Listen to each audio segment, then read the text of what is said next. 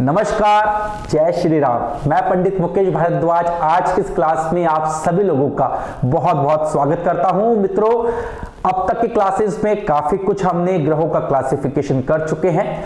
आज की इस क्लास में जो है हम ग्रहों को ऑर्गन्स यानी शरीर के अंगों के आधार पर डिवाइड करेंगे और ये समझेंगे कि कौन से ग्रह का अधिकार हमारे शरीर के कौन से अंग पर होता है। तो आइए बिना समय गवाए शुरू करते हैं आज की क्लास। मित्रों, सारे ग्रहों के पिक्चर्स मैंने आपके लिए बोर्ड पे लगाए हैं ताकि आपको और ज्यादा अंडरस्टैंडिंग क्रिएट हो। मैं आपको पहले एक बार समझा दूं इन सभी जो ग्रह मैंने बोर्ड पे लगाए हैं उनके बारे में। सबसे पहले जो है ये जो धधकता हुआ एक बिल्कुल आग जिसमें जल रही है ये ग्रह जो है सूर्य है। उसके बाद ये चंद्रमा है। तीसरा जो आपको दिख रहा है ये आपका मंगल है। चौथा जो ग्रीन कलर का है ये आपका बुध ग्रह है। ये जो पांचवा ग्रह है ये गुरु ग्रह है। छठा ग्रह जो है शुक्र है। सातवां ये छल्ले वाला ग्रह शनि है। आठवां जो ग्रह है वह राहु है और नौवां जो ग्रह आपको दिख रहा है आपकी स्क्रीन पर यह है आपका केतु। राइट, तो जानते हैं सबसे पहले सूर्य ग्रह का अधिकार शरीर के कौन से अंग पर होता है।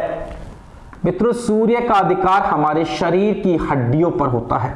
जो हमारे शरीर में बोन्स होती है ना उन पर अधिकार होता है और WBC जो बनती है बॉडी में उन पर भी अधिकार होता है। अभी मैं आपको सारा एक्सप्लेन करता हूं।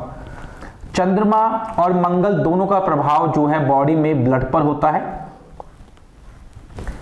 बुध का प्रभाव जो है वो हमारी स्किन जो त्वचा है उसके ऊपर बुध ग्रह का प्रभाव होता है।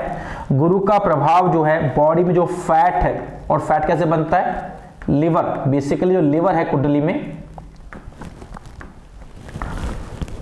गुरु ग्रह जो है वह आपके लिवर पर प्रभाव डालता है। शुक्र जो है वो बॉडी में सीमन को रिप्रेजेंट करता है, वीर्य को रिप्रेजेंट करता है। शनि ग्रह जो है वो आपके नर्वस सिस्टम को रिप्रेजेंट करता है, नर्वस सिस्टम। राहु जो है ऐसी देता है बीमारियां जो स्टार्टिंग में मालूम नहीं पड़ती, अननोन डिजीजेस।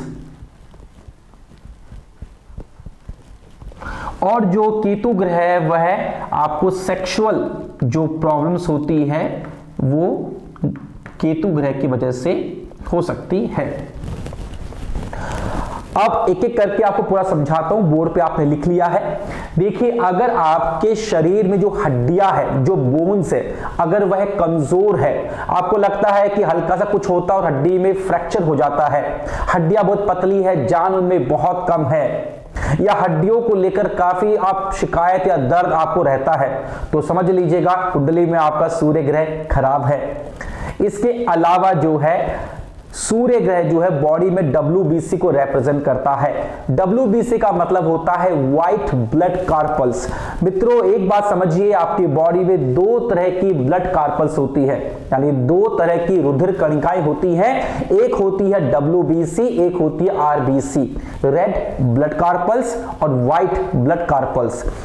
जो व्हाइट ब्लड कार्पल्स है जिसे आम भाषा में सफेद खून भी कहते हैं, वह सूर्य ग्रह से बनता है। और ये जो WBC है ना, इस WBC की वजह से ही आपकी बॉडी में इम्यूनिटी पैदा होती है। और इम्यूनिटी मुझे समझाने की आपको आवश्यकता नहीं है, कोरोना ने सबको समझा दिया है कि इम्यूनिटी कितनी आवश्यक है और कितनी महत्वपूर्ण है और क्या होती है। इसके अलावा जो RBCs है, रेड ब्लड कार्पल्स जो है, red blood carpals basically haemoglobin के लिए रिस्पॉन्सिबल होती है। अगर आपके शरीर में, आप पुरुष है और आपके शरीर में 15 ग्राम से ऊपर अगर हीमोग्लोबिन है, HB की मात्रा है, इट मींस पर्याप्त मात्रा में ब्लड आपकी बॉडी के अंदर है, हीमोग्लोबिन आपकी बॉडी के अंदर है, आप मस्त होके अपनी जिंदगी जी सकते हो। लेकिन मान लो अगर एक गिरता है और अगर किसी की बॉडी में 4 ग्राम से भी कम हीमोग्लोबिन रह जाए, डेथ हो सकती है। तो इस प्रकार से WBC का काम है आपकी बॉडी में इम्यूनिटी को इंक्रीज करना और RBC का काम है आपके बॉडी में ब्लड की मात्रा को प्रॉपर रखना। ये जो RBCs होती है ना, इस पर अधिकार मंगल का होता है और WBC के लिए सूर्य ग्रह रिस्पॉन्सिबल होता है। अब चलते हैं चंद्रमा की ओर। चंद्रमा जो है, चंद्रमा और मंगल दोनों को ही जो है मैंने यहाँ पे ब्लड के लिए रिस्पॉन्सिबल बना के लिखा है।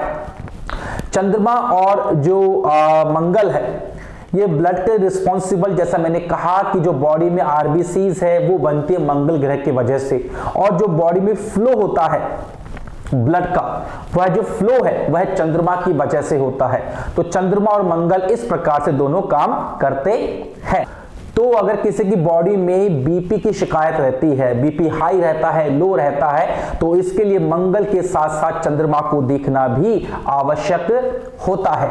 चलते हैं अब बुध ग्रह की ओर। तो जो बुध ग्रह है वो बेसिकली आपकी बॉडी में त्वचा यानी आपके स्किन को रिप्रेजेंट करता है।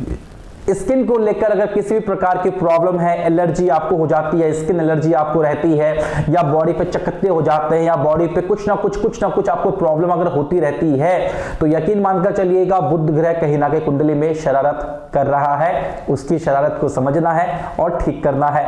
अब चलते हैं गुरु ग्रह की ओर, यानी बृहस्पति प्लैनेट की ओर, जो कि आपका जुपिटर भी कहते हैं इसको इंग्लिश के अंदर। यह आपकी बॉडी के लिवर पर अधिकार रखता है, और लिवर रिस्पॉन्सिबल होता है आपके फूड के डाइजेशन के लिए। अगर आपका फूड प्रॉपर्ली डाइजेस्ट नहीं हो पाएगा तो फिर उससे जो ग्लूकोज और जो रिक्वायर्ड चीजें बननी चाहिए वह नहीं बनेगी।